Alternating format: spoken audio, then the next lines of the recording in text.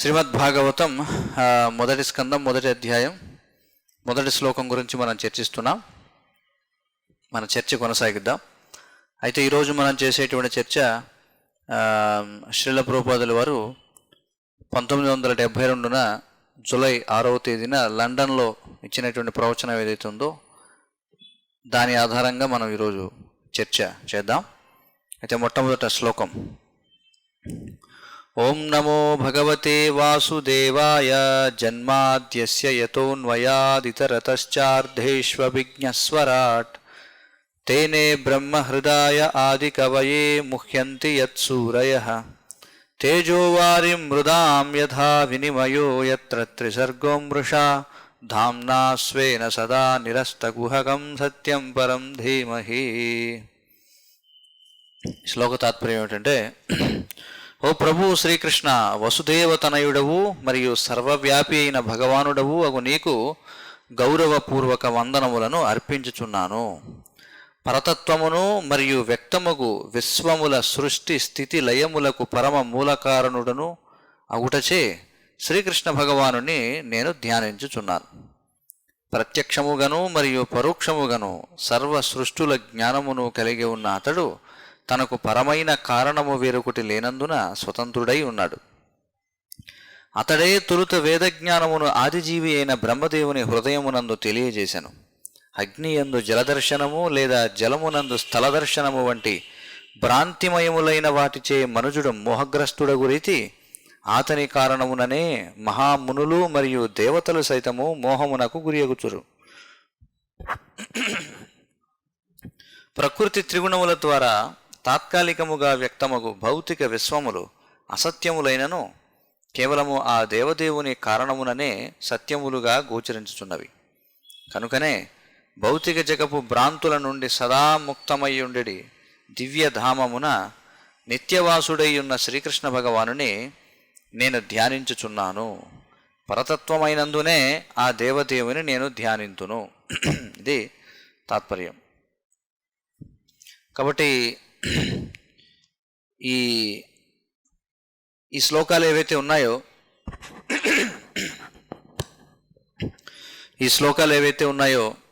ఇవన్నీ కూడా వైదికమైనటువంటి మంత్రాలు అన్నమాట. అర్థమవుతుంది కదా. కనీసం మీరు రోజు ఈ శ్లోకాలు ఏవైతే ఉన్నాయో, ఈ మంత్రాలు ఏవైతే ఉన్నాయో వాటిని మనం చదివినా మన జీవితం విజయవంతం అవుతుందని చెప్పుకోవచ్చు. అర్థమవుతుంది కదా. ఎందుకంటే ఇవన్నీ కూడా దివ్యమైనటువంటి శబ్దాలు, భౌతికమైనటువంటి శబ్దాలు కాదు. అందుకే ఇది చాలా చాలా ముఖ్యం. ఈ భాగవతంలో ఉన్నటువంటి మంత్రాలు కేవలం భాగవతం మాత్రమే కాదు, భగవద్గీత, ప్రతి వైదిక శాస్త్రాలు మనకి చూస్తే బ్రహ్మ సంహిత, ఈశోపనిషత్తు, ముకుందమాలా స్తోత్రం, ఉపదేశామృతం, భక్తిరసామృతం, భగవద్గీత, భాగవతం, మనకి ఎన్నో శాస్త్రాలు లభ్యం అవుతున్నాయి. కాబట్టి ప్రతి ఒక్కరూ కూడా ఏమిటంటే కనీసం కంఠస్థ రాకపోయినా రోజు ఈ స్తోత్ర పారాయణం చేయడం అనేది చాలా మంచిది. ఎందుకంటే ఆ విధంగా మన జీవితం చాలా కీర్తిమంతం అవుతుందన్నమాట. అర్థమవుతుంది కదా. ఎందుకంటే ఇవన్నీ కూడా దివ్యమైనటువంటి శబ్దాలు. కాబట్టి దివ్యమైన శబ్దం అంటే ఏమిటి? ఇవి భౌతికమైనటువంటి విషయాలను వివరించే శబ్దాలు కాదు. ఇవన్నీ కూడా ఉదాహరణకి సంస్కృత భాష అనేటువంటిది ఉంది. ఈ సంస్కృత భాష ఏమిటిది? ఇది కృష్ణుడిని కీర్తించడం కోసం ఉన్నటువంటిది ఈ సంస్కృత భాష అనేటువంటిది. అందుచేతనే మనకి చూస్తే ఈ శాస్త్రాల్లో ఉన్నటువంటి ప్రతి శ్లోకానికి కూడా ఆచార్యులు మనకి ప్రతి పదార్థం అనేది ఇస్తారు. అలాగే మనకి పద విచ్ఛేదనం ఉంటుంది. ఒక్కొక్క శ్లోకం ఉందంటే దానికి 4 పంక్తులుగా మనం దాన్ని విడగొడతాం. అలాగే మనం ప్రవచనానికి ముందు అందరితో కూడా మనం చెప్పిస్తూ ఉంటాం శ్లోకం. ఎందుకంటే ఇవి చాలా దివ్యమైనటువంటి ఫలితాన్ని ఇస్తాయి. కాబట్టి అందరూ ఒక అలవాటుగా మార్చుకోవాలి. పూర్వం మనం చూస్తే మన పూర్వజులందరూ కూడా కనీసం వారి దగ్గర చిన్న భగవద్గీత లేదా విష్ణు సహస్రనామం చిన్న పుస్తకం, ఏవో ఒక స్తోత్రాలు చదువుతూ ఉండేవారు. వారికి అర్థం కాకపోయినా సరే వారు చదివేవారు. ఎందుకంటే ఇది ఉంది మనకి పూర్వం నుంచి. ఏమిటంటే అర్థం కాకపోయినా కనీసం ఆ శ్లోకాలు చదివినా సరే దానివల్ల ప్రయోజనం అనేది ఉంటుందన్నమాట. అర్థమవుతుంది కదా. అయితే కేవలం చదివి వదిలేయడాన్ని మనం ప్రోత్సహించాం, దాని యొక్క అర్థాన్ని తెలుసుకోమని చెప్తాం. కానీ కనీసం ఆ శ్లోకాలు చదవడం అలవాటు చేసుకున్నా కూడా చాలా గొప్ప ఫలితం అనేది వస్తుందన్నమాట.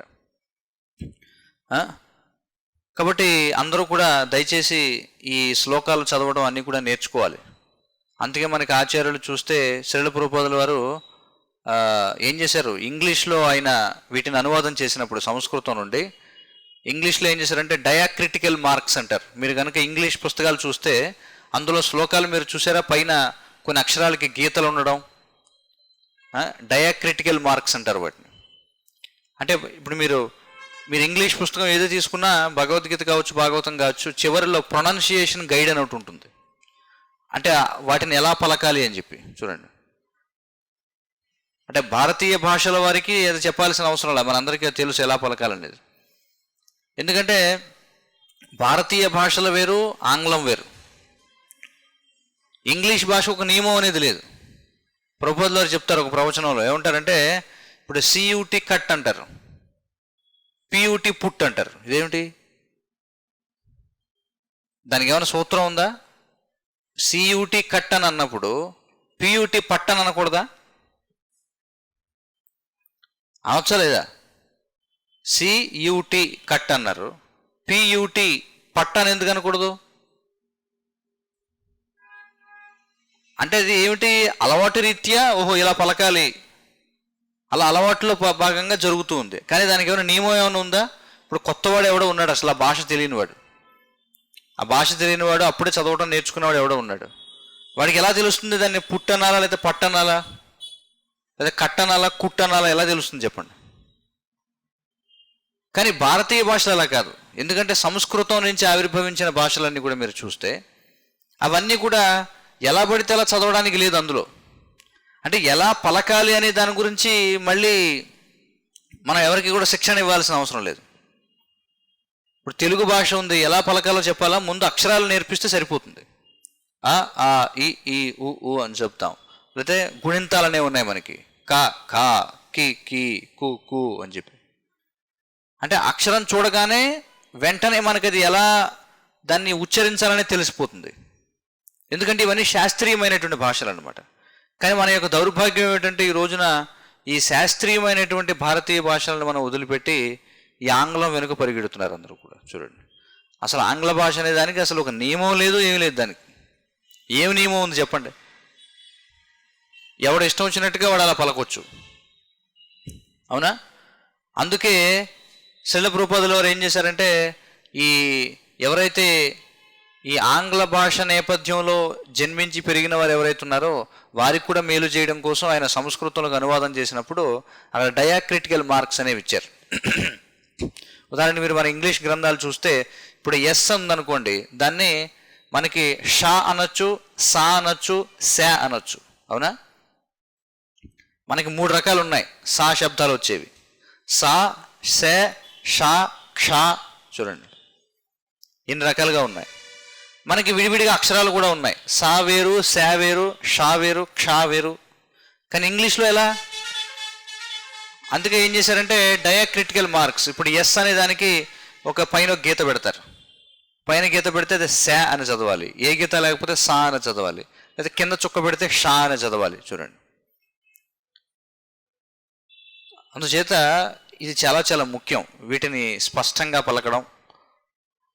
అర్థమవుతుంది కదా? వాటి యొక్క అర్థాలు తెలుసుకోవడం, ఉచ్చారణ అనేది చాలా ముఖ్యం అన్నమాట. ఎందుకంటే ఎలా పడితే అలా ఉచ్చరిస్తే వాటి అర్థాలు మారిపోతాయి. ముఖ్యంగా అందుకే మనం దైనందిన ప్రార్థనలు ఏవైతున్నాయి, ఉదయం గురువాష్టకం దగ్గర నుంచి, తర్వాత గురువందనం, నృసింహస్తుతి, తులసి స్తుతి, మన గౌరారతి, ఇవన్నీ కూడా అన్నీ కూడా ఏం చేయాలి? మనం చాలా స్పష్టంగా పలకడం నేర్చుకోవాలి. ఎలా పడితే అలా కాదు, అర్థాలు మారిపోతాయి. అంటే దీర్ఘం ఇవ్వాల్సిన దగ్గర దీర్ఘం ఇవ్వకపోతే మారిపోతుంది, దీర్ఘం ఇవ్వకూడని చోటని దీర్ఘం ఇచ్చారనుకోండి మారిపోతుంది. ఉదాహరణకి ఉదయాన్నే పడతాం, యస్య ప్రసాదాత్ భగవత్ ప్రసాదో అని చెప్పంటాం.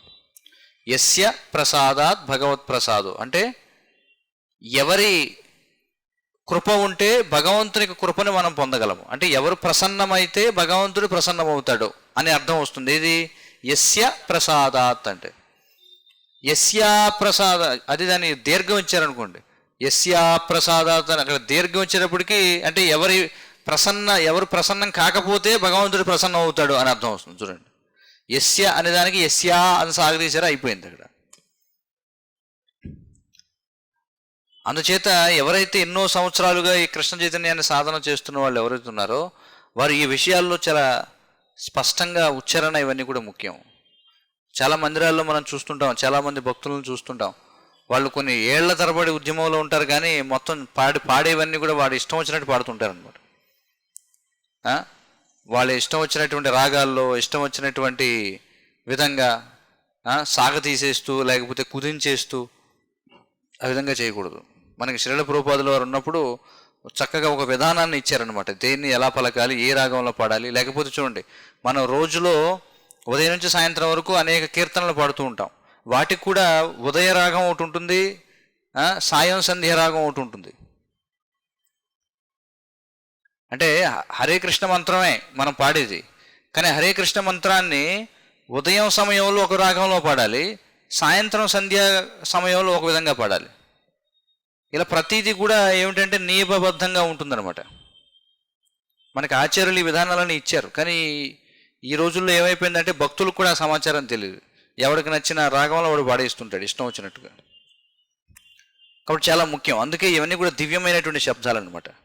అందుకే ఎవరైతే భాగవతం చదువుతున్నారో భగవద్గీత చదువుతున్నారో సాధారణంగా అందరికీ ఉన్న అలవాటు ఏం చేస్తారంటే ప్రతి పదార్థాలు వదిలేస్తారు, చదవరు ఎవరు. భగవద్గీత భాగవతంలో ప్రతి పదానికి అర్థం ఉంటుంది కదా, చాలామంది దాన్ని వదిలేస్తారు, వదిలేసి తాత్పర్యం భాష్యం చదువుతారు. కానీ ఎవరైతే విశ్లేషణాత్మకంగా అధ్యయనం చేయాలనుకున్న వాళ్ళు, లేకపోతే దాన్ని చాలా లోతుగా అర్థం చేసుకోవాలనుకున్న వాళ్ళు ప్రతి పదానికి అర్థం ఏదైతే ఇచ్చారో అది కూడా చదవాలన్నమాట. అదవుతుంది కదా, ఆరంభంలో మాకు తెలియకపోవడం చేత మేము కూడా అలాగే ప్రతి పదార్థాలు వదిలేసి తాత్పర్యం భాషను చదువుకుంటూ వెళ్ళిపోయాం. కానీ తర్వాత అర్థమైందనమాట, లేదు ప్రతి పదానికి అర్థం అది కూడా చదవాలి. ఎందుకంటే అందులో ఎన్నో విషయాలు దాగి ఉంటాయి, చాలా చాలా ముఖ్యం ఇది. సరే మనకి అంత లోతుగా అవసరం లేదు, మనకి ఊరికి ఏదో తత్వం తెలుసుకుంటే సరిపోతుంది అనుకున్న వాళ్ళు సరే తాత్పర్యం భాషను చదవచ్చు. కానీ ఎవరైతే మనకి ముఖ్యంగా ఈ ప్రచారంలో మనం పాల్గొవాలనుకుంటారో, ఇతరులకి తెలియజేసే కార్యాన్ని చేపట్టాలనుకుంటారు, వారు మాత్రం ఖచ్చితంగా ప్రతి పదానికి అర్థం ఏదైతే ఆచార్యులు ఇచ్చారు. ఎందుకంటే అదే పదానికి వివిధ సందర్భాల్లో వివిధ అర్థాలు వస్తూ ఉంటాయి చూడండి.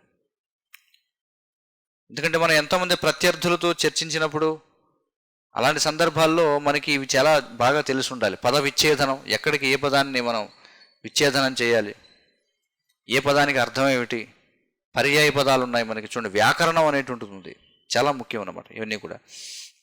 కాబట్టి దయచేసి మా విన్నపం ఏమిటంటే అందరూ కూడా ఈ ఆచార్యులు ఎంతో కష్టపడి మనకి ఇచ్చినటువంటి వాటిని చాలా జాగ్రత్తగా మనం అధ్యయనం చేయాలన్నమాట. ముఖ్యంగా బ్రహ్మచారులైన వాళ్ళు ఎవరైతే ఉన్నారో, అంటే మందిరంలో పూర్తి సేవ చేసేవాళ్ళు, ఈ గ్రంథాలు ఉన్నాయి అమ్మడానికి కానీ చదవడానికి కాదని అనుకోకూడదు. ఇప్పుడు శ్రీల ప్రభుపాదుల వారు ఎందుకు ఇచ్చారు ఈ గ్రంథాలు?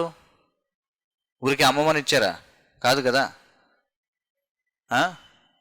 ఇప్పుడు మీరు చదవలేదనుకోండి, మీరు పుస్తక వితరణకి వెళ్ళినప్పుడు ఎవరో ఒక దారిని పోయేవాడు ఎవడో పుస్తకం మీద ఆసక్తి చూపిస్తాడు, ఆసక్తి చూపించి పుస్తకం తెరిచి ఏమండి ఇది ఎలా చదవాలండి ఒకసారి చదివి చెప్పండి అంటాడు.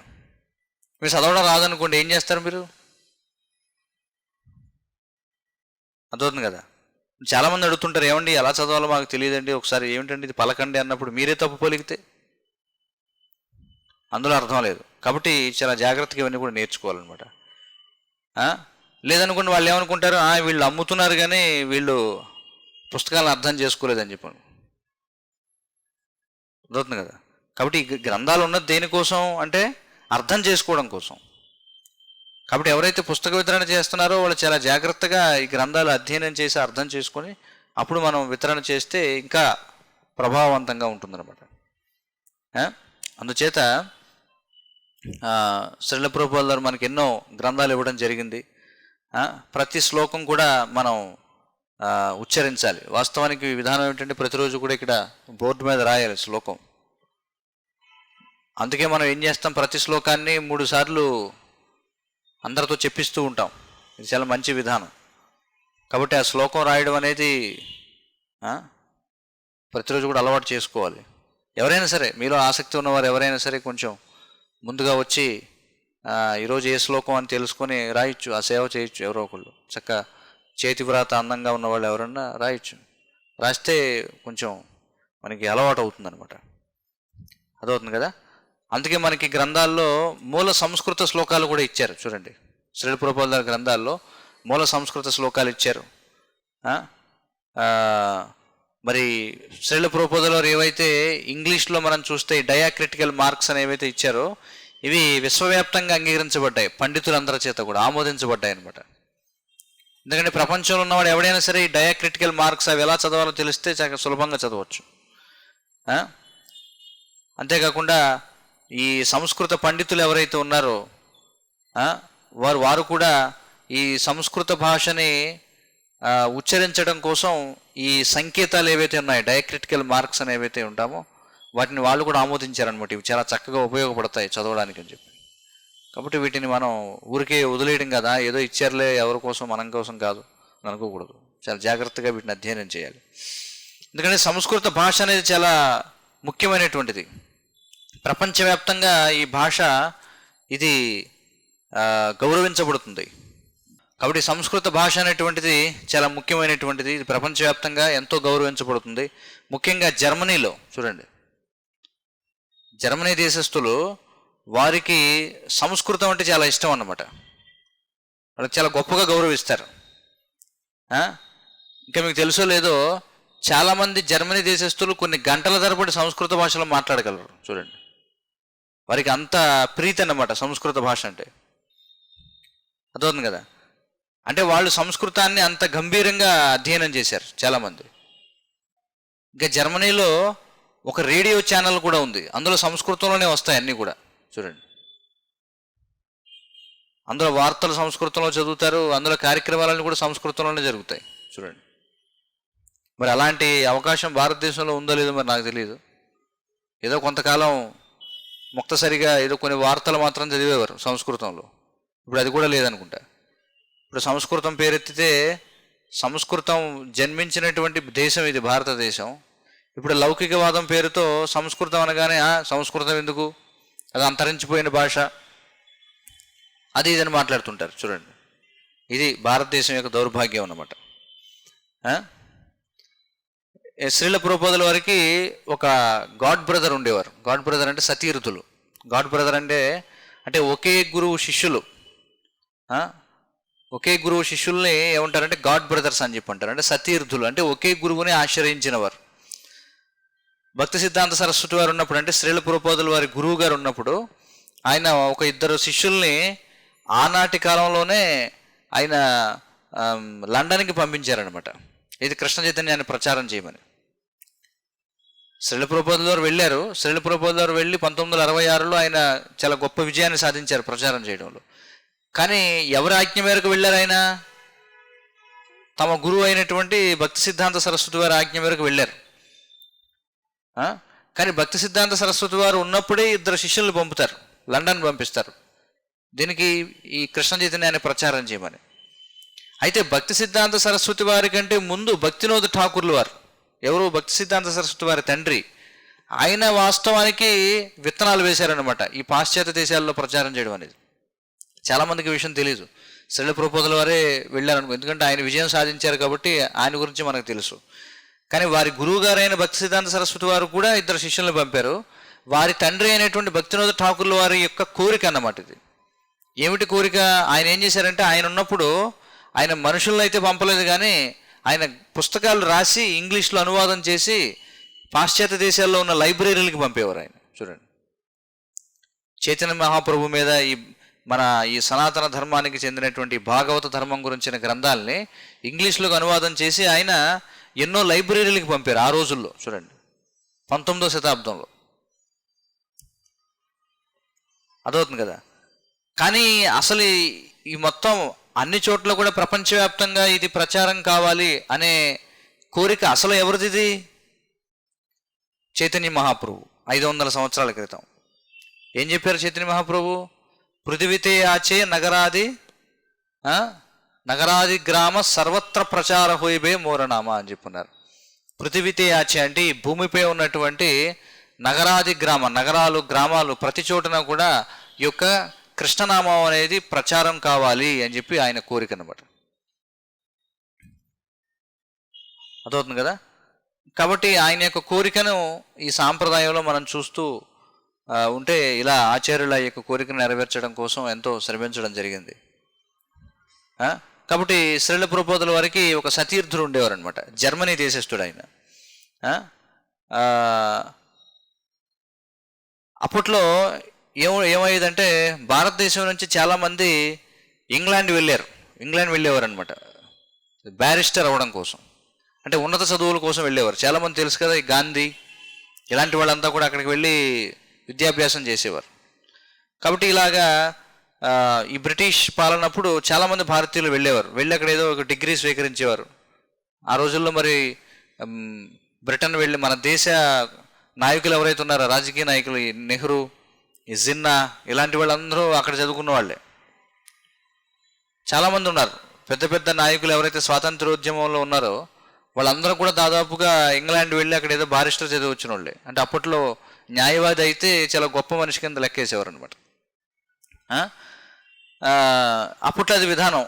అయితే వాళ్ళు ఏం చేసేవారు, అక్కడ బారిస్టర్ చదివి మళ్ళీ వెనక్కి ఇంటికి వచ్చే ముందు సరే ఎలాగో అంత దూరం వెళ్ళాం కదా అని చెప్పి చుట్టూ ఉన్న ఇతర యూరోప్ దేశాలను కూడా సందర్శించి వచ్చేవారు అనమాట ఈ భారతీయులు.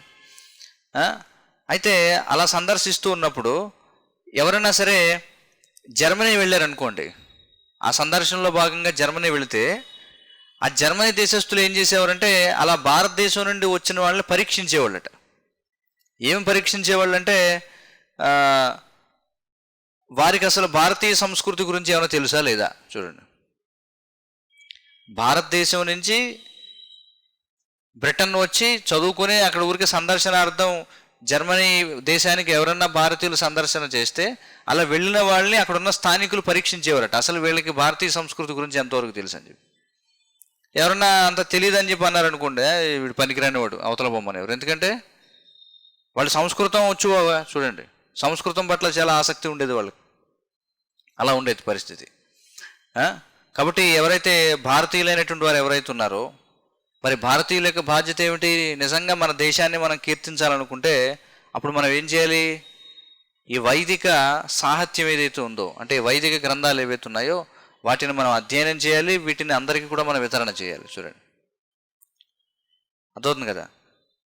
అంటే ఇప్పుడు ఏమనుకుంటున్నారంటే భారతీయులు ఇప్పుడు ఏమనుకుంటున్నారు, మనం ప్రపంచవ్యాప్తంగా ప్రఖ్యాతి గాంచాలంటే మనం కూడా ఈ టెక్నాలజీలో ముందు ఉండాలనుకుంటున్నారు. అదే కదా అనుకుంటున్నారు ఇప్పుడు అందరూ. కానీ ఆ విధంగా భారతదేశం ఎప్పుడు విజయాన్ని సాధించలేదు. ఎందుకంటే భారతదేశం అనేది ఉన్నది సాంకేతిక పురోభివృద్ధి కోసం కాదు, అర్థమైంది కదా. ఎందుకంటే ఒకవేళ మీరు ఈ నామమాత్రపు ఈ టెక్నికల్ నాలెడ్జ్ ఏదైతే ఉందో, ఈ సాంకేతిక జ్ఞానం ఏదైతే ఉందో అందులో ప్రపంచ దేశాలని దాటేద్దామని అనుకుంటే కనుక అది సాధ్యం కాదు. ఎందుకంటే పాశ్చాత్య దేశాలు ఈ టెక్నాలజీ విషయంలో మనకంటే ఒక 100 సంవత్సరాలు ముందున్నాయి. విధంగా చెప్పాలంటే చూడండి, మనకంటే ఒక 100 సంవత్సరాలు ముందున్నాయని చెప్పుకోవచ్చు. అర్థమవుతుంది కదా. మీరు ఏ యంత్రం కనుగొన్నా సరే ఆ యంత్రం ఇప్పటికే ఒక 100 సంవత్సరాల ముందే పాశ్చాత్య దేశాల్లో కనుక్కొని ఉంటారు.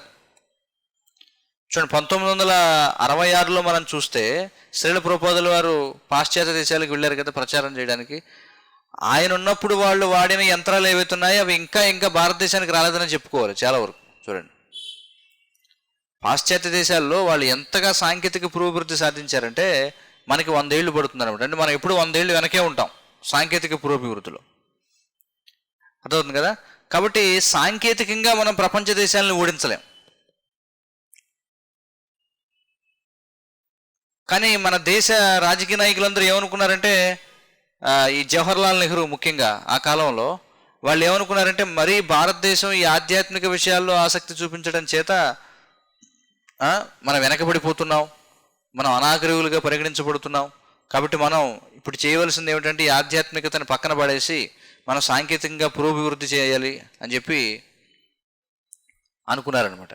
అందుకే జవహర్లాల్ నెహ్రూ అనేవాడు, ఏమనేవాడు అంటే భారతదేశ ఆధునిక దేవాలయాలు ఏమిటంటే సాగునీటి ప్రాజెక్టులు, లేకపోతే విశ్వవిద్యాలయాలు, ఇవి ఆధునిక దేవాలయాలు అని చెప్పి అన్నాడు. చూడండి, అతడు పూర్తిగా భారతీయ సంస్కృతికి వ్యతిరేకం అన్నమాట జవహర్లాల్ నెహ్రూ. చూడండి, అంటే పాలకులే ఈ భారతీయ సంస్కృతిని చేదరించుకుంటే ఇంకా దీన్ని ఏ విధంగా మనం ముందుకు తీసుకువెళ్ళగలం చెప్పండి.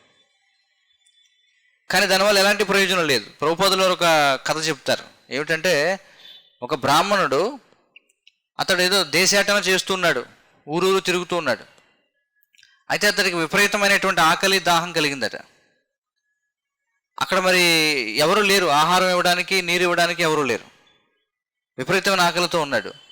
మరి ఏం చేశాడు, అతడు వెళ్ళినటువంటి గ్రామంలో ఎవరో కొంతమంది మహమ్మదీయులు ఉన్నారనమాట, మహమ్మదీయులు.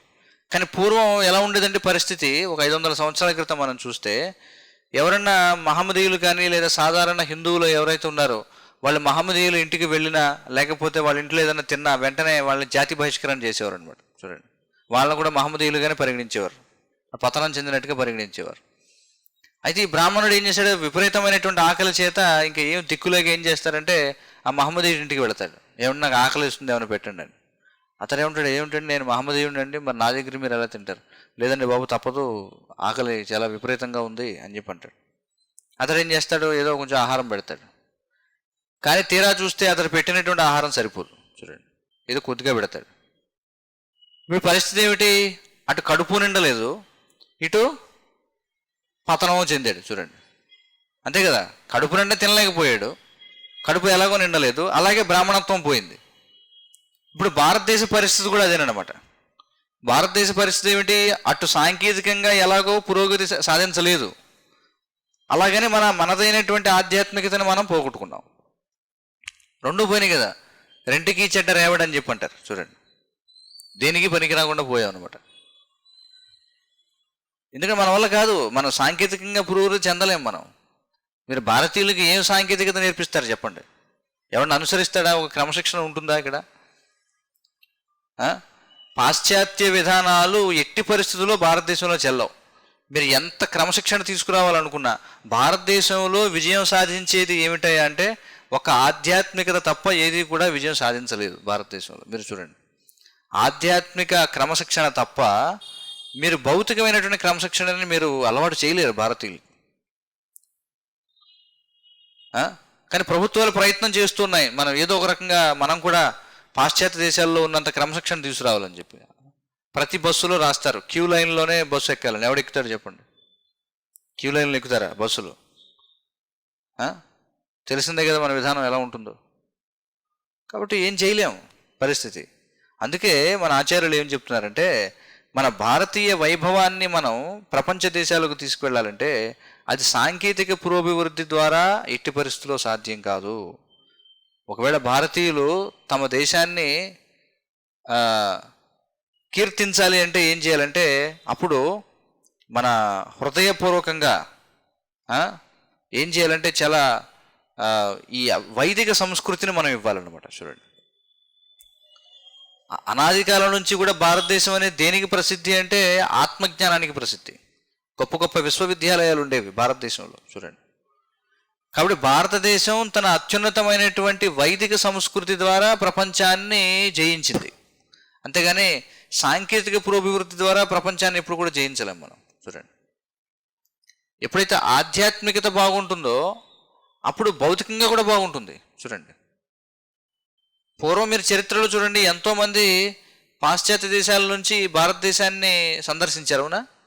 వారు సందర్శించినప్పుడు వారు రాసినటువంటి ఏమంటారు, టెస్టిమోనీస్ అంటారు.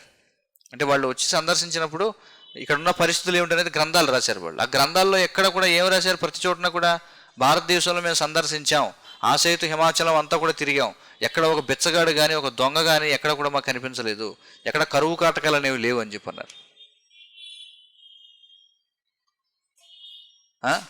మరి భారతదేశాన్ని ఎందుకని వచ్చి విదేశీయులు దండయాత్ర చేశారు భారతదేశం మీద? భారతదేశం పేద దేశం అయితే దండయాత్ర చేయడానికి వస్తారా? ఎందుకు వచ్చారు? ఇక్కడ ఎంతో ధనరాశులు ఉన్నాయి కాబట్టి దీన్ని ఆక్రమించుకోవడానికి వచ్చారు.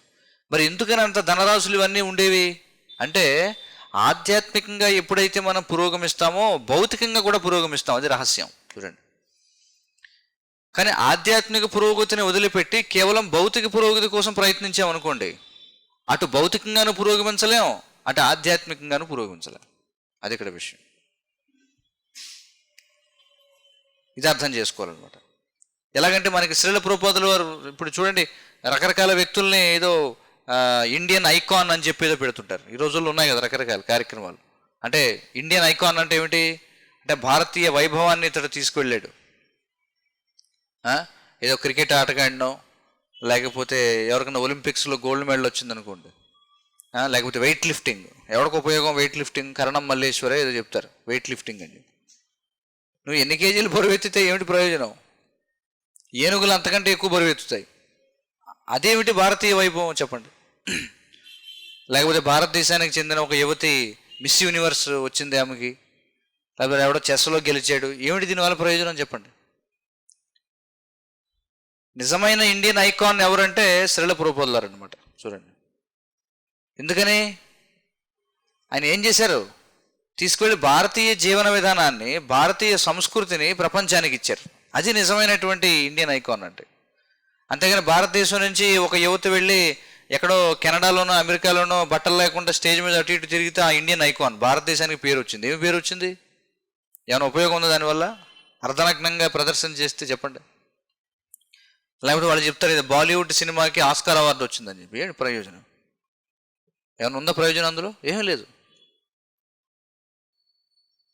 కాబట్టి నిజంగా మనం భారతీయ వైభవాన్ని చాటాలనుకుంటే ప్రపంచంలో మళ్ళీ ఏ విధంగా అయితే భారతదేశానికి పూర్వ వైభవం తీసుకురావాలంటే, 5000 సంవత్సరాల క్రితం భారతీయులే మొత్తం ప్రపంచాన్ని పాలించేవారు. హస్తినాపురం రాజధానిగా మొత్తం ప్రపంచం అంతా కూడా నియంత్రించబడుతూ ఉండేది. మనం చూస్తున్నాం కదా భగవద్గీత భాగవతంలో మనం చూడొచ్చు.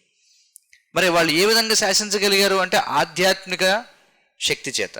ఎప్పుడైతే ఆధ్యాత్మికంగా మనం బలంగా ఉంటామో అప్పుడు భౌతికంగా కూడా మనం బలంగా ఉంటాం. కాబట్టి ఆ వైభవాన్ని తిరిగి తీసుకురావాలంటే మనం ఎలా ప్రపంచాన్ని జయించాలి అంటే, మన వైదిక సంస్కృతి ద్వారా మనం ప్రపంచాన్ని జయించాలి. చూడండి, అది మనం చేయాల్సినటువంటి పని. మరి శ్రీల ప్రభుపాదుల వారు చూడండి, మరి తీసుకువెళ్ళి దీన్ని ప్రపంచ దేశాలకు పరిచయం చేశారు. ఇప్పటికీ కూడా మరి పాశ్చాత్య దేశాల్లో ఈ కృష్ణ చైతన్యం ప్రచారం జరుగుతుంది. మరి ఎందుకని వాళ్ళంతా స్వీకరిస్తున్నారు చెప్పండి? ప్రపంచ దేశాల వాళ్ళు ఎందుకు స్వీకరిస్తున్నారు? వాళ్ళందరూ కూడా చాలా భౌతికంగా ఉన్నత సాధించిన వాళ్ళే కదా. వాళ్ళకి ఏమైనా తినడానికి తిండి లేదా, లేకపోతే వాళ్ళు ఏమన్నా భిక్ష ఎత్తుకుంటున్నారా చెప్పండి? అంటే ఇంద్రియ భోగపరంగా చూస్తే వారందరూ కూడా చాలా చాలా ఉన్నతి సాధించినటువంటి వాళ్ళు.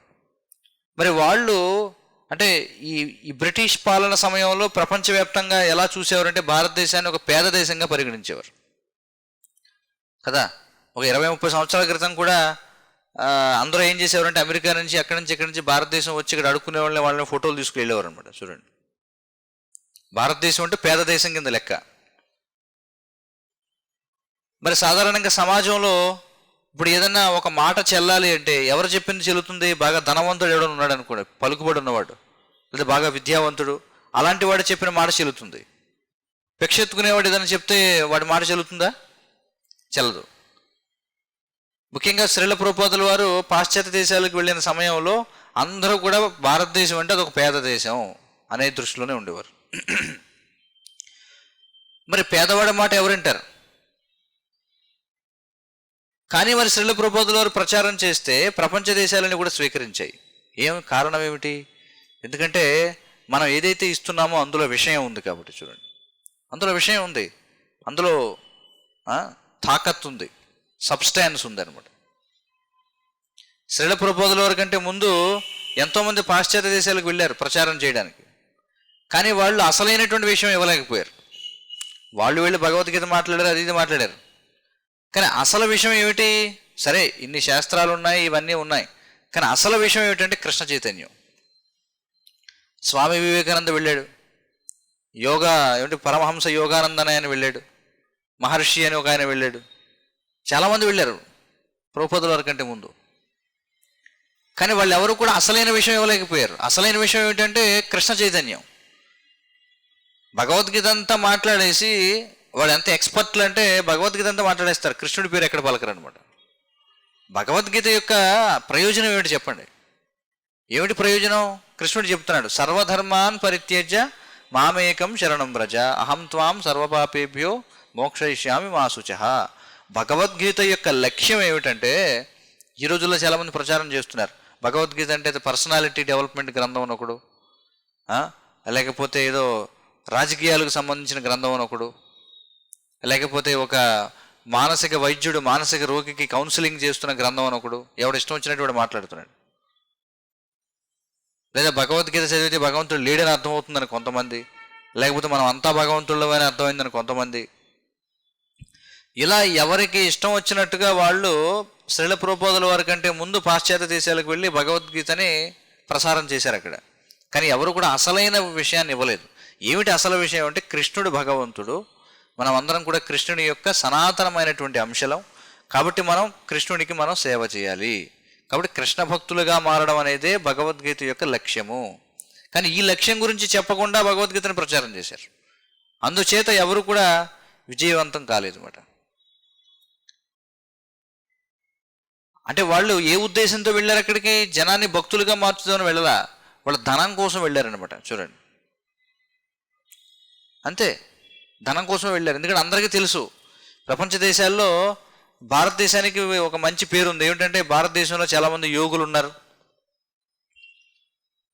అంతే కదా. భారతదేశం అనగానే చాలామంది యోగులు, అక్కడ ఆధ్యాత్మికంగా ఏదో ఉందని తెలుసు, కానీ ఏంటి అసలు విషయం వాడికి తెలియదు. కాబట్టి వెళ్ళి ఏం చేసేవారంటే మోసం చేసేవారనమాట. భారతదేశం నుంచి ఎవరన్నా యోగి వచ్చాడు, కొంచెం బాగా గెటం పెంచుకున్నాడు, బాగా జుట్టు పెంచుకున్నాడు అనగానే జనం అందరూ వెళ్ళేవారు ఏమిటో విందామని.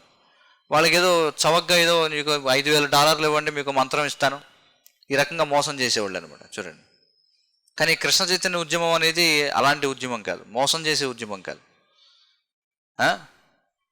కాబట్టి శ్రీల ప్రభుపాదుల వారు ఎందుకు వెళ్ళారంటే విలువైనది ఏదో ఇవ్వడానికి వెళ్ళారనమాట. అదే ఆయన వెళ్ళినటువంటి ప్రయోజనం. అంతేగాని ఇతరులు వెళ్ళినట్టుగా అడుక్కోవడానికి వెళ్ళలేదన్నమాట శ్రీల ప్రభుపాదుల వారు. చూడండి, కాబట్టి కృష్ణ చైతన్య ఉద్యమం అనేది యాచించడానికి కాదు ఉంది, జనానికి ఏదో ఇవ్వడం కోసం ఉందన్నమాట. అది మన యొక్క ఉద్యమ ప్రయోజనం. చూడండి, ప్రభుపాదుల వారు అంటారు, we have not come to beg. నేను అడుక్కోవడానికి రాలేదు పాశ్చాత్య దేశాలకి, we have to give them something. చూడండి, వాళ్ళకి ఏదో ఒకటి ఇవ్వాలి మనం. చూడండి, అందుకే కృష్ణ చైతన్య ఉద్యమంలో మన యొక్క ముఖ్య ఉద్దేశం ఏమిటంటే ఇవ్వడం, అందరికీ ఇవ్వడం ఇవ్వడం ఇవ్వడం ఇవ్వడం. ఏమి ఇవ్వాలి? కృష్ణుడి యొక్క నామాన్ని ఇవ్వాలి, తత్వాన్ని ఇవ్వాలి, ప్రసాదాన్ని ఇవ్వాలి. ఎక్కువ ఇవ్వడం మీద దృష్టి, తీసుకోవడం కంటే కూడా. చూడండి, ఎందుకంటే తీసుకోవడానికి చాలా ఉన్నాయి ఉద్యమాలు, తీసుకోవడానికి చాలా సంస్థలు ఉన్నాయి, కానీ ఇవ్వడానికి ఉన్న సంస్థ ఏమిటంటే కృష్ణ చైతన్య ఉద్యమం అన్నమాట. అది ప్రయోజనం. కాబట్టి అది శ్రీల ప్రభుపాదుల వారి యొక్క ఉద్యమం. కానీ ఇతరులంతా కూడా ఏమిటి, నాకు బియ్యం ఇవ్వండి, నాకు పప్పు ఇవ్వండి, నాకు గోధుమలు ఇవ్వండి, నాకు డబ్బు ఇవ్వండి. కానీ శ్రీల ప్రభుపాదుల వారు ఎందుకు వెళ్ళారు? భారతీయ సంస్కృతిని ఇవ్వడానికి వెళ్ళారు అనమాట. అది తేడా. చూడండి, ఎందుకంటే మనం చూస్తాం భారతదేశం నుంచి చాలామంది ఈ దూతలు ఉంటారు కదా, అంబాసిడర్లు అని చెప్పి అంటారు. వాళ్ళు పాశ్చాత్య దేశాలకు వెళ్ళి ఏమంటారంటే, ఏమన్నా వరదలు వచ్చినాయండి, వరల్డ్ బ్యాంక్ నుంచి మాకు ఏమన్నా అప్పు ఇవ్వండి, లేకపోతే గోధుమలు ఇవ్వండి, కొంచెం పంచదార ఇవ్వండి, బియ్యం ఇవ్వండి, అడుక్కుంటారనమాట వెళ్ళి. చూడండి, ఎందుకంటే భారతదేశం అంటే పేద దేశంగా దాన్ని ఈ వాస్తవానికి పేదరికం ఎలా ఉంది అంటే ఇదంతా మానవ తప్పిదం వల్ల ఏర్పడినటువంటి పేదరికం అది. అంతేగాని భారతదేశంలో వ్యవసాయంపై ఆధారపడినటువంటి దేశంలో తిండి కొరత ఏమిటి చెప్పండి? కానీ ఏమిటంటే ఇప్పుడు చూడండి, చాలా కొన్ని స్వచ్ఛంద సంస్థల పేరుతో కొన్ని ఉంటాయి. వాళ్ళు ఏం చేస్తారంటే అడుక్కునే వాళ్ళ ఫోటోలు, అనాథల ఫోటోలు, పిచ్చి వాళ్ళ ఫోటోలు తీసి ఏమంటే మేము అలాంటి వాళ్ళని పోషిస్తున్నామని ఇతర దేశాలకు వెళ్ళి ఫోటోలు చూపించి అడుక్కుంటారనమాట. డబ్బులు సంపాదించుకుంటారు ఆ విధంగా. కాబట్టి ప్రభుపాదుల వారు అనేవారు, నేను అలా అడుక్కోవడానికి రాలేదు ఇక్కడికి, దేనికోసం వచ్చాం? కృష్ణ చైతన్యాన్ని, భారతీయ సంస్కృతిని ఇవ్వడానికి. అందుచేత ఏమిటంటే మనకి ఆచార్యులు ఎంతో కష్టపడ్డారు. అందుకే శ్రీల ప్రభుపాదుల వారి యొక్క ఆశ ఏమిటంటే ఆయన శరీరాన్ని వదిలే ముందుగా ఎన్నో గ్రంథాలు ఇవ్వాలనుకున్నారనమాట. చూడండి, ఇంత పూర్తిగా తలమునకలై ఉండి కూడా చూడండి, 10 సంవత్సరాల కాలంలో 1966 నుంచి 1977 ఆయనకి అప్పటికి 70 ఏళ్ళ వయసు. చూడండి, ఎవరన్నా 70 నుంచి 80 సంవత్సరాల వయసు, అది ఎలాంటి వయసు? అది పదవి విరమణ చేసి ఎక్కడో చెట్టు కింద కూర్చొని లేదా ప్రశాంతంగా విశ్రాంతి తీసుకునే వయసు. 70వ దశకంలో, అది కూడా పాశ్చాత్య దేశాలకు వెళ్ళి 10 సంవత్సరాల్లో 14 సార్లు ప్రపంచాన్ని చుట్టి 108 దేవాలయాల్ని, ఎన్నో వ్యవసాయ క్షేత్రాలని ఆయన తయారు చేసి, అదే సమయంలో సుమారుగా 75కి పైగా పుస్తకాలను అనువాదం చేయడం అంటే అది మాటలా చెప్పండి? సాధారణ వ్యక్తులు అవుతుంది అది? లేదు. అందుచేత మా యొక్క విన్నపం ఏమిటంటే, దయచేసి అందరూ కూడా ఏం చేయాలంటే ప్రభుపాదులు రాసిన గ్రంథాలని చాలా జాగ్రత్తగా క్షుణ్ణంగా మనం అధ్యయనం చేయాలి. అప్పుడు మన తత్వాన్ని బాగా అర్థం చేసుకుంటే ఇతరులకు బాగా ప్రచారం చేయగలం. అప్పుడు పుస్తక వితరణ కూడా బాగా చేయగలం. చూడండి, గ్రంథాలని మనం వితరణ కూడా చక్కగా చేయగలం అనమాట. అందుచేత భాగవతంలో చెప్పబడింది ఏమని? నిత్యం భాగవత సేవయా. చూడండి, ఇది మన యొక్క లక్ష్యం. భక్తుల యొక్క లక్ష్యం ఏమిటి? నిత్యం భాగవత సేవయ, ఎల్లప్పుడూ భాగవత సేవలో మనం నిమగ్నమై ఉండాలి. భాగవతంలో మనకి శ్లోకం ఉంది. భాగవతం 1వ స్కంధం 2వ అధ్యాయంలో 18వ శ్లోకం ఏమిటిది? నష్టప్రాయేషు అభద్రేషు నిత్యం భాగవత సేవయా అని చెప్పన్నారు. ఎందుకంటే మన హృదయంలో చాలా మురికి ఉందన్నమాట. ఏమిటా మురికి? కామ, క్రోధ, లోభ, మోహ, మదమత్సరాలు అనేటువంటి మురికి ఉంది మన హృదయంలో. మరి ఆ మురికిని ఎలా శుభ్రం చేయగలం? కృష్ణ చైతన్యం ద్వారా శుభ్రం చేయగలం, వేరే మార్గం లేదు. శృణ్వతాం స్వకథా కృష్ణ పుణ్యశ్రవణ కీర్తన హృద్యంతస్థ్యోహి అభద్రాణి విధునోతి సుహృత్సతాం. 2వ అధ్యాయం 17వ శ్లోకం 1వ స్కందం. తర్వాత శ్లోకం ఏమిటి? నష్టప్రాయేషు అభద్రేషు నిత్యం భాగవత సేవయ భగవతి ఉత్తమ శ్లోకే భక్తిర్భవతి నైష్టికి. చూడండి, ఇది విధానం. ఏమిటి విధానం అంటే శృణ్వతాం స్వకథా కృష్ణ. చూడండి, కృష్ణుడు ఎక్కడున్నాడు? మన హృదయంలోనే ఉన్నాడు పరమాత్మగా. కృష్ణుడు మనకి లోపల నుండి బయట నుండి కూడా సహాయం చేయడానికి ప్రయత్నం చేస్తున్నాడు. చూడండి, లోపల నుండి బయట నుండి కూడా. బయట నుండి ఎలాగంటే ఆయన ఇదిగో మందిరాలు ఉన్నాయి, మందిరంలో ఆయన అర్చా విగ్రహంగా ఆయన మనకి దర్శనమిస్తున్నాడు. కాబట్టి మందిరాలకి రావడం ద్వారా, ప్రతిరోజు ఏదో ఒక సేవా కార్యక్రమం చేయడం ద్వారా ఆ విధంగా మనం లాభాన్ని పొందొచ్చు. అలాగే కృష్ణుడు తన యొక్క ప్రతినిధిని పంపిస్తున్నాడు. ఎలా? ఆధ్యాత్మిక గురువు రూపంలో. ఆధ్యాత్మిక గురువు ఏం చేస్తాడు? నేరుగా కృష్ణుడి గురించి మనకి బోధిస్తాడు. అలాగే ఆయన లోపల హృదయంలో పరమాత్మగా లోపల నుంచి కూడా సహాయం చేయడానికి ప్రయత్నం చేస్తున్నాడు. చూడండి, 3 రకాలుగా. లోపల నుండి పరమాత్మ రూపంలో మనకి ఉపదేశాలు ఇస్తున్నాడు, సరైన బుద్ధి జ్ఞానం ఇస్తున్నాడు, విన్నటువంటి విషయాలు అర్థమయ్యేలా చేస్తున్నాడు, చైత్య గురువు అని చెప్పి అంటారు. బయట ఏమో మందిరాల్లో అర్చా విగ్రహంగా, అలాగే ఆధ్యాత్మిక గురువు రూపంలో మనకి ఆయన సహాయం చేస్తున్నాడు. ఎందుకంటే కృష్ణుడు చాలా కృప కలిగిన వాడు అనమాట. చూడండి, జీవుల పట్ల ఎంతో కృప కలిగినటువంటి వాడు. మరి మన అందరం కూడా ఈ భౌతిక అస్తిత్వంలో దుఃఖాన్ని అనుభవిస్తూ ఉన్నాం, జన్మ మృత్యు జరా వ్యాధులు కొట్టుకుపోతున్నాం. అందుచేతనే కృష్ణుడు ఏం చేస్తాడు? ఆయన యథాతథంగా వస్తాడు, వచ్చి ఆయన ప్రచారం చేస్తాడు. ఏమని? సర్వధర్మాన్ పరిత్యజ్య మామేకం శరణం వ్రజ అని చెప్పి. చూడండి, ఎంత కృప కలిగిన వాడు కృష్ణుడు. కాబట్టి ఈ భాగవత సేవయ, చూడండి, నిత్యం భాగవత సేవయ, నిత్యం భాగవత సేవయ దేనికోసం? మన హృదయాన్ని శుభ్రం చేయడం కోసం అన్నమాట. అదే చైతన్య మహాప్రభు అంటారు చేతో దర్పణ మార్జనం అని చెప్పి. కాబట్టి ఇదే విధానం. మనం అందరం కూడా భగవంతుని యొక్క అంశలం. కాబట్టి మనం పవిత్రమైన వాళ్ళమే. మరి అగ్ని యొక్క రేణువు ఏదైతే ఉంటుందో అది కూడా అగ్ని యొక్క తత్వాన్నే కలిగి ఉంటుంది కదా. అగ్ని పరిశుద్ధమైనది అంటే అగ్ని కీలలు ఏవైతే ఉంటాయో, అగ్నిలో వచ్చేటువంటి రేణువులు ఏవైతే ఉంటాయో, నిప్పు రవ్వలు ఏవైతే ఉంటాయో అవి కూడా నిప్పు లక్షణాన్ని కలిగి ఉంటాయి. మరి మనం భగవంతునికి అంశలం కాబట్టి మనం కూడా పవిత్రమైనటువంటి వాళ్ళమే. కానీ ఇప్పుడు మనం అపవిత్రం అయిపోయాం. ఎందుచేత? మనందరం కూడా ఆధ్యాత్మిక విస్ఫులింగాలు, మనం అంతా కూడా భగవంతునికి అంశలం. భగవంతుని అంశాలుగా మనం కూడా సచ్చిదానందమైనటువంటి వాళ్ళం. కానీ ప్రస్తుతం మనం ఎందుకు అపవిత్రం అయిపోయామంటే ఇదిగో ఈ భౌతికమైనటువంటి కోరికల చేత, ఈ భౌతిక ప్రపంచంలోకి రావడం చేత మనం అందరం కూడా ఏమైపోయాం? మలినం అయిపోయాం అన్నమాట. కాబట్టి మనం ఏం చేయాలి? మనల్ని మనం పవిత్రులను చేసుకోవాలి. మరి ఆ పవిత్రం చేసుకునేటువంటి విధానం ఏమిటంటే కృష్ణుని గురించి వినడం. చూడండి, చైతన్య మహాప్రభు రామానందరాయ చర్చించినప్పుడు రామానందరాయ్ అనేక మార్గాలు చెబుతారు, కానీ చైతన్య మహాప్రభు చివరికి ఏమంటారంటే ఇది శ్రేష్టమైంది. ఏమిటంటే కేవలం ఎవరు ఏ పరిస్థితిలో ఉంటే ఆ పరిస్థితిలో ఉంటూ కృష్ణుడి గురించి శ్రవణం చేయడం అన్నమాట. స్థానే స్థితాం శృతిగతాం తనువాన్ మనోభిహి అని చెప్పంటారు. అంటే ముందు చాలామంది ఏమనుకుంటారంటే ఓ కృష్ణ చైతన్యం అంటే మన భక్తులం కావాలంటే ముందు మన పరిస్థితులు మార్చుకోలేము, మనం చేసే పనులు ఆపేయలేము అనుకుంటారు. అలా కాదు, అది తర్వాత జరుగుతుంది. ముందు చేసే పని ఏమిటి? మనం ముందు ఎవరు ఏ పరిస్థితులు ఉంటే ఆ పరిస్థితుల్లో ఉండి మనం శ్రవణం చేయాలి, కృష్ణ కథ శ్రవణం చేయాలి, కృష్ణ తత్వాన్ని శ్రవణం చేయాలి. శ్రవణం చేయడం వల్ల ఏమవుతుందంటే క్రమక్రమంగా మన యొక్క అస్తిత్వం పవిత్రం అవుతుంది. చూడండి, అదవుతుంది కదా. శబ్దం అనేది, ఈ ఆధ్యాత్మిక శబ్దం అనేది అంత ముఖ్యం అన్నమాట. ఎంతగా మనం ఈ ఆధ్యాత్మిక శబ్దాన్ని వింటామో అంతగా మనం పవిత్రం అవుతాం. కాబట్టి మనం ఏం చేయాలంటే ఈ విధానం ఏమిటి? చాలా సులభమైన ప్రక్రియ ఏమిటి? శ్రవణం. చూడండి, అందుకే మనకి శ్రవణం కీర్తనం వినాలి మనం. ఆ వినడం కోసం అనేక రకాల మనం గ్రంథాలు ఉన్నాయి. గ్రంథాలు చదవడం అంటే వినడమే. ప్రవచనాలు జరుగుతున్నాయి. నేరుగా మందిరానికి రాలేని వాళ్ళ కోసం మళ్ళీ మనం ఈ రకరకాల యూట్యూబ్ అని, ఫేస్బుక్ అని, లేదా జూమ్ అని రకరకాలుగా మనం అవకాశం ఇస్తున్నాం.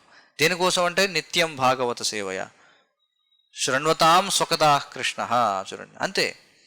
శృణ్వతాం స్వకదా కృష్ణ పుణ్యశ్రవణ కీర్తన హృదయంతోస్త్యో హి అభద్రాన్ని విధునోతి సుహృత్సతాం. చూడండి, కాబట్టి ఈ మందిరాలు ఏవైతే ఉన్నాయో, ఈ అంతర్జాతీయ కృష్ణ చైతన్య సంఘం ఇస్కాన్ కేంద్రాలు ఏవైతే ఉన్నాయో, ఇవన్నీ కూడా దేనికోసం ఉన్నాయంటే జనులందరికీ కూడా అవకాశం ఇవ్వడం కోసం. దేనికి?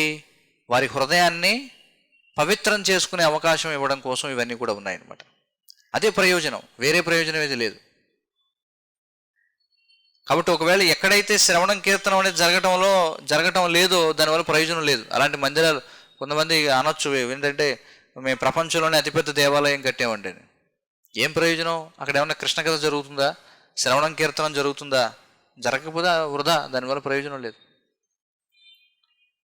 దానికంటే తాటే గుడిసెలో ఉన్నా కానీ అక్కడ శ్రవణం కీర్తనం జరిగితే దానివల్ల మేలు అన్నమాట. చూడండి, కాబట్టి మందిరాలు అనేవి దేనికోసం ఉన్నాయంటే శ్రవణం కీర్తనం చేసే అవకాశం ఇవ్వడం కోసం. ఎందుకంటే శ్రవణం కీర్తనం చేయడం వల్ల మన హృదయం అనేది పవిత్రం అవుతుంది. కాబట్టి వేరే ప్రయోజనం లేదు. అందుకోసమే ప్రభువుల వారు అంటారు, మనం ఏదో భౌతికమైనటువంటి ప్రయోజనం కోసం మందిరాలు తెరవడంలా. చూడండి, ఈ రోజుల్లో మందిరాలంటే ఏమైపోయాయి? విగ్రహంతో వ్యాపారం అయిపోయాయి అనమాట.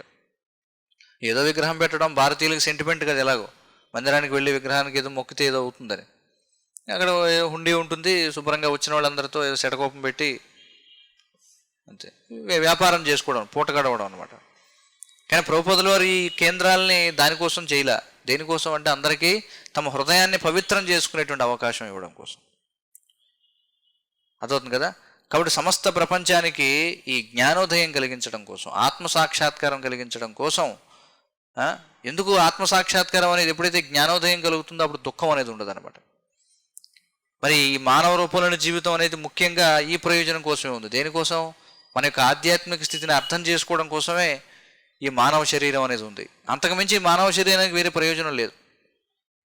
ఈ ప్రయోజనానికి మించి మనం దేనికి ఉపయోగించినా అంటే భౌతికంగా మనం ఏదో మెరుగుపడడానికి ప్రయత్నం చేయొద్దని కాదు. భౌతిక సౌఖ్యాలు కూడా పొందవచ్చు, కానీ ఎప్పుడు దానికి ప్రయోజనం ఉంటుందంటే మనం ఆధ్యాత్మికంగా పురోగమించినప్పుడు.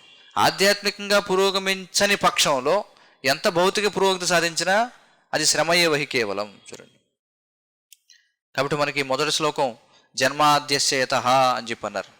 ఇది వేదాంత సూత్రంలో మొదటి సూత్రం. చూడండి, ఎందుకంటే భాష్యం బ్రహ్మసూత్రాణం, ఈ శ్రీమద్భాగవతం అనేది బ్రహ్మసూత్రాలకు సహజ భాష్యం అన్నమాట. అందుచేతనే మొదటి సూత్రం జన్మాద్యస్యయతః అనేది వేదాంత సూత్రంలో మొదటిది. మరి శ్రీమద్భాగవతం అనేది సహజ భాష్యం వేదాంత సూత్రానికి. ఈ వేదాంత సూత్ర తత్వం అనేది మనకి వ్యాసదేవులు వారు ఇచ్చారు. ఎవరు? మహాముని కృతే అని చెప్పి అంటారు. వ్యాసదేవులు వారు ఇచ్చినటువంటివి ఇవన్నీ కూడా. కాబట్టి వ్యాసదేవులు వారు అనుకున్నారు ఏమిటంటే భవిష్యత్తులో ఈ మూర్ఖులు విధవలు ఎవరైతే ఉన్నారో వీరందరూ కూడా వేదాంతుల పేరుతో ఈ వేదాంత సూత్రాలని తప్పుగా వినియోగించుకుంటారని తెలిసి ఆ విధంగా వేదాంత సూత్రాలకి తప్పుడు భాష్యాలు ఇవ్వడం ద్వారా జనమందరిని నరకానికి పంపుతారని తెలిసి ఆయన ఏం చేశారంటే స్వయంగా శ్రీమద్భాగవతం అనేటువంటి సహజ భాష్యాన్ని ఆయన ఇచ్చారనమాట. వేదాంత సూత్రం అంటే ఏమిటి అసలు? వేదాల్లో ఉన్నటువంటి విషయాలన్నింటినీ కూడా సంక్షిప్తంగా ఫార్ములాస్ రూపంలో ఇచ్చిందే వేదాంత సూత్రం అంటే. ఇప్పుడు a+b² అనేది ఉందనుకోండి, దానికి డెరైవేషన్ ఏమిటి? a² + b² + 2ab ఏదో ఉంటుంది లెక్క దానికి. దాని మీద కొన్ని పేజీల పాటు మనం ఏదో రాయొచ్చు దాని డెరైవేషన్కి సంబంధించి. ఉదాహరణకి మనకి ఎవరు న్యూటన్ ఇచ్చాడు. న్యూటన్ ఏమిటది? c = mc² ఏదో అంటాడు. ఏమిటది? E = mc². ఆ E = mc² అనేది ఒక చిన్న ఫార్ములా, చూడడానికి చిన్నగా కనిపిస్తుంది, కానీ దాని మీద ఎన్ని గ్రంథాలు రాశారు చెప్పండి. అలాగే వ్యాసదేవుల వారు ఏం చేశారంటే వేదాల్లో ఉన్నటువంటి విషయాలు ఏవైతే ఉన్నాయో ఆ అన్ని విషయాల్ని కొన్ని ఫార్ములాస్ రూపంలో ఇచ్చారనమాట. వేదిక్ ఎఫారిజమ్స్ అని చెప్పి అంటారు వాటినే బ్రహ్మసూత్రాలు లేదా వేదాంత సూత్రాలు అంటారు. అంటే సింపుల్గా చూడండి, ఎలాగంటే జన్మాద్యస్య యతః అని ఒక మాట వదిలేశారు. జన్మాద్యస్య యతః అంటే జన్మ, ఇంకేమున్నాయి అంటే సృష్టి, స్థితి, లయలు ఇవన్నీ ఎవరి నుండి వస్తున్నాయో అని చెప్పి ఒక మాట వదిలేశారు. దాని మీద కొన్ని గ్రంథాలు రాయొచ్చు, ఎలా వస్తున్నాయి, ఎలా సృష్టి జరుగుతుంది, ఎలా పోషణ జరుగుతుంది, ఎలా విలయం జరుగుతుంది అని చెప్పి. అదవుతుంది కదా. అయితే వ్యాసదేవులు వారు ఏం చేశారంటే ఆయన ఈ బ్రహ్మసూత్రాలు రాసి దానికి వ్యాఖ్యానం కూడా భాగవతం రూపంలో ఆయనే దానికి కమెంటరీ కూడా ఇచ్చేసి వెళ్ళారనమాట. అంటే వీళ్ళు ఒకవేళ ఈ సూత్రాలను తప్పుగా అర్థం చేసుకుంటారేమో అని చెప్పి ఆయనే దానికి వివరణగా భాగవతాన్ని రాసి వెళ్ళిపోయారు. ఎందుకంటే ఈ రోజుల్లో బ్రహ్మసూత్రాలకి వక్ర భాష్యం చెప్పేవాళ్ళు చాలామంది ఉన్నారనమాట చూడండి. కాబట్టి మనకి భాగవతంలోనే చెప్పబడింది భాష్యం బ్రహ్మసూత్రానాం వేదార్థ పరిబ్రహ్మిహితం అని చెప్పి అన్నారు. కాబట్టి భాగవతం అనేది బ్రహ్మసూత్రాలకు భాష్యం అన్నమాట. అందుచేతనే ఇది భాగవతం వేదాంత సూత్రాల్లో మొదటి సూత్రంతో ప్రారంభమవుతుంది. అందుకే భాగవతంలో వేదాంత సూత్రాల్లో మొదటి సూత్రం ఏమిటి? జన్మాద్యస్య యతః. భాగవతంలో కూడా మొదటి శ్లోకం ఏమిటంటే జన్మాద్యస్య యతోన్వయాదితరతశ్చార్దే స్వభిజ్ఞస్వరార్థేనే బ్రహ్మ హృదయ ఆది కవయే ముహ్యంతి యత్సూరయః అని చెప్పి ఇలాగా చెప్తారనమాట. ఎందుకంటే ఇది భాష్యం కాబట్టి. జీవస్య తత్వ జిజ్ఞాస అంటే జీవులు అంటే ఎవరు? ఈ బద్ధ జీవులైనటువంటి మనం ఎవరైతే ఉన్నామో వారి యొక్క ఏకైక లక్ష్యం ఏమై ఉండాలంటే ఆత్మసాక్షాత్కారం గురించి విచారణ చేయడం అనమాట. దేనికోసం ఇచ్చారు అంటే జీవస్య తత్వ జిజ్ఞాస అంటే తత్వ జిజ్ఞాస కలిగినటువంటి జీవుల కోసం ఇవ్వబడింది ఇది. అంతేగాని చూడండి, ఇది చాలా ముఖ్యమైన విషయం మనం అర్థం చేసుకోవాలి. ఈ మానవ జీవితం అనేది నాగరికత అంటే ఏమిటంటే ఏదో రాళ్ళు రప్పలు చెక్కలు ఇవి పోగు చేసుకోవడం కాదు. రాళ్ళు రప్పలు పోగు చేసుకోవడం అంటే ఏమిటి? సరే, భక్తి సిద్ధాంత సరస్వతి వారు చెప్పేవారు ఏమిటంటే కాట్ పాటరే మిస్త్రీ అంటారు. బెంగాలీలో ఒక సామెత ఉందనమాట. అంటే మిస్త్రీ అంటే ఎవరు? మిస్త్రీ అంటే వడ్రంగి వాడిని మిస్త్రీ అంటారులేండి. ఆయన ఏమంటారంటే మనిషి అనేవాడు ఉన్నది వడ్రంగి పని చేయడానికి కోసం కాదని. అంటే వడ్రంగి చేసే పని ఏమిటి? చెక్కలు కోయడం, గుమ్మాలు బిగించడం, మంచాలు బిగించడం, అది అవసరమే. కానీ దానికోసమే కాదు మానవ జన్మ అనేది. అంటే ఇంత విలువైన మానవ జన్మ వచ్చి కొంతమంది అంటారు ఏమైనా జీవిత లక్ష్యం ఏమిటంటే పెద్ద ఇల్లు కట్టాలనుకుంటున్నానండి అంటాడు. అంటే ఇల్లు కట్టడం అంటే పూర్వం ఇల్లు ఎవరు కట్టేవారంటే వడ్రంగి వాళ్ళు కట్టేవారు ఇల్లు. మీకు అర్థమవుతుంది కదా. పూర్వం స్లాబులు వేయడం అవన్నీ ఉండేవి కాదు. ఇప్పుడు చూడండి మనకి ఇదంతా కట్టాం. ఎవరు కట్టారు ఇది? ఇల్లు ఇది భగవంతుని గృహం. ఎవరు కట్టారు? ఇది వడ్రంగి వాళ్ళు కట్టారు. కాబట్టి ఆ దృష్టితో చెప్తున్నారనమాట. కాబట్టి మానవ జన్మ అనేది కేవలం ఇల్లు కట్టుకోవడానికి కాదు. చాలామంది అదే జీవిత లక్ష్యం అనుకుంటారు. ఒక ఇల్లు కడితే నా జీవితం అయిపోయినట్టేనండి. అలాగే వాళ్ళు చాలామంది ఉన్నారు, ఇప్పుడు కూడా ఉన్నారు సమాజంలో. జీవితాంతం ఇల్లు కడుతూనే ఉంటాడు. ఇల్లు కట్టాక చేస్తాడనమాట. ఇల్లు పూర్తయిన తర్వాత ఇల్లు కట్టినట్టు ఫోటో పెడతారు అందులో. ఏమంటే ఇల్లు కట్టినాడు ఏమైపోయాడు? ఏం చేస్తారంటే ఇల్లు కట్టడానికి అప్పులు చేసి కింద మీద పడి ఆరోగ్యం చెడిపోతుంది. షుగరు, బీపీలు, ఒబిసిటీలు అన్నీ వస్తాయి. ప్రాణం విడిచిపెడతాడు. తర్వాత కష్టపడి కట్టుకున్న ఇంట్లో వాడి ఫోటో పెడతారనమాట. ముఖద్వారంలో వాడి ఫోటో పెట్టి దండేస్తారు దానికి. కాబట్టి భక్తి సిద్ధాంత సరస్వతి వారు అనేవారు ఏమిటంటే మనం ఏదో మిస్త్రీ పని చేయడానికి రాలేదు ఈ భౌతిక ప్రపంచానికి. మానవ జన్మ అనేది ఉంది దానికోసం కాదు. ఏదో రాళ్ళు రప్పలు అవి ఉపయోగించి ఏదో అది కాదు జీవితంలో విజయం అంటే. ఏం చేసుకుంటాం మనం జీవాత్మలు అయితే రాళ్ళు రప్పలతో మనకేంటి పని చెప్పండి. మనం జీవాత్మలం కదా. మరి జీవాత్మక రాళ్ళు రప్పలతో పని ఏమిటి? జీవాత్మక దేనితో పని అంటే ఆధ్యాత్మిక విషయాలతో పని. కాబట్టి మనం కట్టొచ్చు, ఇల్లు కట్టొచ్చు, అవి కట్టొచ్చు, కానీ అదే జీవితం కాదు. దానివల్ల మనకి సుఖం అనేది ఉండదు అనమాట. దానివల్ల మనం ఆనందంగా ఉండలేం. ఎందుకంటే మనం రాళ్ళు రప్పలం కాదు కాబట్టి. మనం ఎవరో జీవాత్మలం కాబట్టి మనం ఏం చేయాలి? ఆధ్యాత్మిక ఆహారాన్ని తీసుకోవాలి మనం. అందుచేతనే ముఖ్యంగా అమెరికాలో మనం చూస్తే, అమెరికా లాంటి దేశాల్లో, పాశ్చాత్య దేశాల్లో వాళ్ళకి భౌతికమైనటువంటి ఆస్తులు చూడండి, ఎంతగా వాళ్ళు భౌతికంగా పురోగతి సాధించారు చెప్పండి. మెటీరియల్గా ఎంత అడ్వాన్స్మెంట్ జరిగింది అక్కడ. అంత ఉన్నా సరే వాళ్ళందరూ ఏమైపోతున్నారు అమెరికా లాంటి దేశాల్లో అంటే సందిగ్ధం, ఏం చేయాలో తెలియదు, అయోమయం, విసుగు, నిరుత్సాహం. చూడండి, మానసిక రోగాలతో బాధపడేవాళ్ళు చాలా ఎక్కువ ఆ దేశాల్లో. చూడండి, కొద్దిగా ఏదన్నా భౌతికంగా కొద్దిగా అలజడి వస్తే వెంటనే బెదిరిపోతారు, బెంబేలెత్తిపోతారు. చూడండి, ఎందుకంటే వాళ్ళకి సౌఖ్యం లేదు. ఇంతగా భౌతిక సౌఖ్యాలని భౌతికంగా అంత పురోగమించినా వారికి ఆనందం లేదు. కారణం ఏంటంటే ఇదే, నువ్వు ఆత్మవైనప్పుడు. వాళ్ళు చూడండి, అక్కడ వెళ్ళి చూస్తే అమెరికా లాంటి దేశాల్లో ఆకాశాన్ని అంటే భవనాలు అంటే 200 అంతస్తులు 100 అంతస్తుల భవనాలు. అంత పెద్ద భవనం కట్టాడు కానీ సుఖం లేదు. ఎందుకు సుఖం లేదంటే వాడికి తెలియదు. వాడు ఏమనుకుంటాడు? నేను ఈ శరీరాన్ని అనుకుంటాడు. నేను ఈ శరీరాన్ని అనుకుని నేను కూడా రాళ్ళు రప్పలు లాంటి వాడిని కాబట్టి ఇదిగో పెద్ద పోగు పెట్టాడు. ఏమి ప్రయోజనం ఏమి లేదు. ప్రభుపాల్ వారు అంటారు అందుకే, ఏమంటే ఎంత పాశ్చాత్య దేశాల్లో ఎంతగా ఆధ్యాత్మికంగా అంటే ఎంత భౌతికంగా పురోగమించినా వారికి సుఖం లేదు. ఇక్కడ భారతదేశం కూడా మనం చూసి నేర్చుకోవాలన్నమాట. మనం ఎవరినైతే అనుసరిస్తున్నామో వారు సుఖంగా లేరు. అవునా కదా? అమెరికా సుఖంగా ఉందా? లేదు. మరి మనం అమెరికాని అనుసరిస్తున్నాం, మనం ఎలా సుఖాన్ని అనుభవిస్తాం? లేదు. కాబట్టి ఇది అర్థం చేసుకున్న భారతీయుల యొక్క బాధ్యత ఏమిటంటే మనం వాళ్ళని గుడ్డిగా అనుసరించకూడదు, మనం ఆధ్యాత్మికంగా మనం పురోగమించాలి అనేది అర్థం చేసుకోవాలన్నమాట. అదవుతుంది కదా? మరి ఆ ఆధ్యాత్మిక ఆహారం ఏమిటి? మన సంతృప్తిపరిచే ఆధ్యాత్మిక ఆహారం ఏమిటంటే అదే శ్రీమద్ భాగవతం. కాబట్టి శ్రీమద్ భాగవతం ఏమిటి? ఇది ఆధ్యాత్మిక ఆహారం అన్నమాట. కాబట్టి ఆ ఆధ్యాత్మిక ఆహారాన్ని పంచిపెట్టడం కోసమే ఈ కేంద్రాలన్నీ కూడా స్థాపించడం జరిగింది. కాబట్టి బుద్ధిమంతులైన వాళ్ళు ఏం చేయాలంటే ఈ అవకాశాన్ని వినియోగించుకోవాలి. సరే, మనం భౌతిక శరీరాన్ని స్వీకరించాం కదా, కాబట్టి శరీరానికి కూడా ఆహారం కావాలి. కానీ కృష్ణుడు కృపతోటి ఏం చేశాడు? ప్రసాదాన్ని ఇస్తున్నాడు అని మనకి. చూడండి, శరీరానికి ఆహారం కృష్ణ ప్రసాదం, ఆత్మకి ఆహారం ఏమిటి? శ్రీమద్ భాగవతం. హరే కృష్ణ.